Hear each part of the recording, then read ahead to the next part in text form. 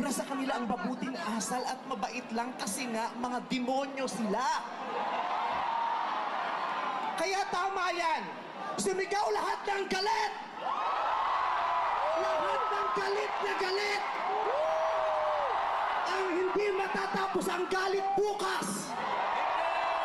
Ang iparirinig ang galit hanggang hindi kulong ang mga putang ina ang magnanakaw! Hindi tayong pwede magalit lang ngayon. Kailangan hanggang bukas, kailangan sa susunod na linggo, kailangan sa susunod na buwan, hanggang umabot ng ilang taon hanggat hindi sila nauubos. Walang mawawala sa atin kasi ubos na tayo. Kaya ang gagawin natin ngayon ay babawi na tayo. Ikulong ang mga magnanakaw. Para sa akin, hindi nga sapat ang kulong. Dapat patayin ang mga korap na magnanakaw. Ibalik ang death penalty para sa mga korap. Para patayin ang mga magnanakaw, ikulong pati pamilya nila. Dapat gumawa ang batas ang pamahalaan para ibalik ang death penalty. Pasensya na po, Father. Alam kong ayaw mo ng death penalty. Ipagdasal mo na lang ako. Ibalik ang death penalty para sa magnanakaw dahil ang magnanakaw ang corrupt na public official. Hindi ko natatawag ng public official. Ang corrupt na politiko ay higit pa sa mamamatay tao. Ang corrupt na politician ay higit pa sa magnanakaw. Ang corrupt na politician, ang korupsyon ay higit pa sa terorismo.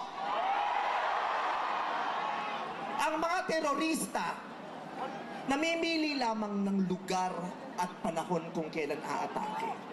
Pero ang mga magnanakaw sa Pilipinas, walang pinipiling araw. Araw-araw nila tayong ninanakawan. At ang inaatake ng mga terorista, yung mga iba ang pananampalataya, iba ang paniniwala, ibang lahi. Pero ang mga korap, kapwa Pilipinong kalahi ang ninakawan. Kaya hindi tayo pwedeng sumuko lang ng ganito. Kaya hinahamon ka namin, Pangulong Bongbong Marcos, kung gusto mong magkaroon ng magandang legasiya, ang pangalan mo, ipakulong mo lahat ng magnanakaw. Nakatingin kami sa iyo, Pangulong Bongbong Marcos. At inaasahan ka namin, hindi dahil sa idol ka namin, kundi dahil sinaswelduhan ka namin at inaasahan namin na tutuparin mo ang inuutos naming mga employer mo. Kami ang nagpapasahod sa inyo, tapos na ang panahon na natatakot tayo sa gobyerno. Takutin natin ang gobyerno dahil ang kapangyarihan nasa sa atin, wala sa kanila. Nakatingin kami sa inyo. Ipakulong. Lahat ipakulong. Bawiin ang mga ari-ari